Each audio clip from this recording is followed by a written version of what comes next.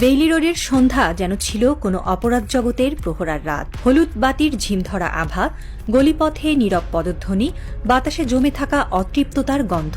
ঢাকা যেন নিজেকে সংবরণ করে অপেক্ষা করছে এক অচেনা ঘটনার।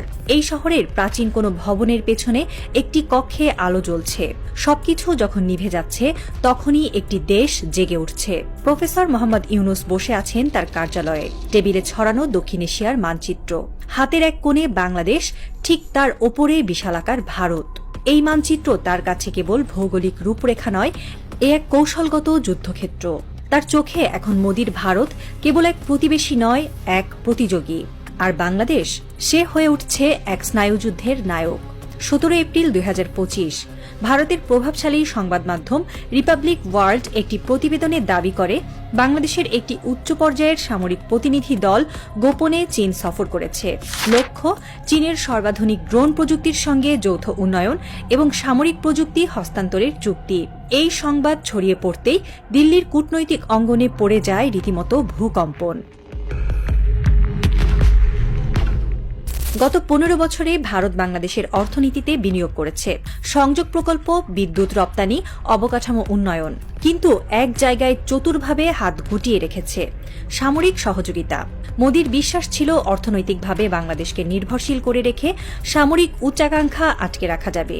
কিন্তু এই হিসাব মিলল না, কারণ বাংলাদেশ এখন আর আগের বাংলাদেশ নয়। দেশের অভ্যন্তরে চলছে রাজনৈতিক পালাবদল। শেখ হাসিনার পতনের পর অন্তর্বর্তী সরকারের হাল ধরেছেন একজন অর্থনীতিবিদ, কিন্তু তার মগজে জমে আছে কৌশলের দুরন্ত জাল। চীন ও তুরস্কের সঙ্গে যৌথভাবে ড্রোন তৈরি, সামরিক সফটওয়্যার এবং কৃত্রিম বুদ্ধিমত্তা ভিত্তিক ইউএভি প্রযুক্তি নিয়ে এগিয়ে আসা, সবই প্রফেসর ইউনুসের ছকে সাজানো। তার কাছে এটি শুধু প্রতিরক্ষা নয়, এটি এক জাতির আত্মমর্যাদার প্রশ্ন।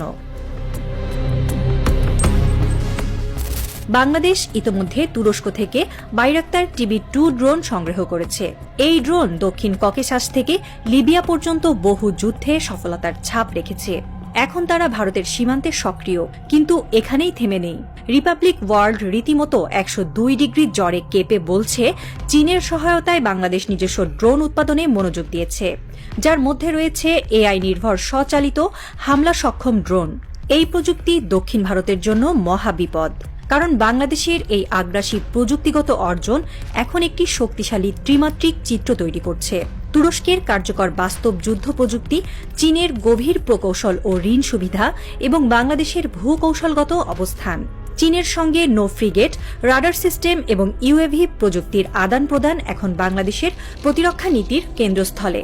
এই চুক্তিগুলো শুধু অস্ত্র কেনাবেচা নয়, বরং এক গভীর প্রতিরক্ষা অংশীদারিত্বের চিত্র এঁকে দিচ্ছে। ভারতের নীতি নির্ধারকরা এখন অস্বস্তিতে। তাদের হতাশার কারণ, তারা বুঝতে পারছে বাংলাদেশকে দেওয়ার মতো তাদের হাতে তেমন কিছু নেই। তাদের নিজস্ব ড্রোন কিংবা যুদ্ধবিমান প্রকল্প যেমন তেজস বহু বছরেও পূর্ণাঙ্গ সফলতায় পৌঁছায়নি। উপরন্তু ভারত নিজেই অস্ত্র আমদানির ওপর নির্ভরশীল রাশিয়া, ইসরায়েল, ফ্রান্স থেকে। এদিকে তুরস্ক ও চীন অস্ত্র রপ্তানিকারক। বাংলাদেশের প্রতি তাদের কৌশলগত আগ্রহ রয়েছে। প্রফেসর ইউনুস তাদের এই আগ্রহকে পরিণত করেছেন এক কৌশলগত হাতিয়ার হিসেবে। ভারতীয় মিডিয়া এখন নিজেদের সরকারের নীতিকে দায়ী করছে। তারা বলছে, পূর্বাঞ্চলীয় নিরাপত্তা নীতি এখন পুরনো হয়ে গেছে। বাংলাদেশের সঙ্গে সম্পর্ক পুনর্গঠনের জন্য যৌথ সামরিক মহড়া, প্রযুক্তি শেয়ারিং এবং বিনিয়োগ দরকার। কিন্তু প্রশ্ন থেকে যায়, মোদির ঝুলিতে আদৌ এমন কিছু আছে? বেইলি রোডের আলো নিভু নিভু, কিন্তু বাংলাদেশের সরকারের একজন গুরুত্বপূর্ণ নেতার কক্ষে তখনও আলো জ্বলছে।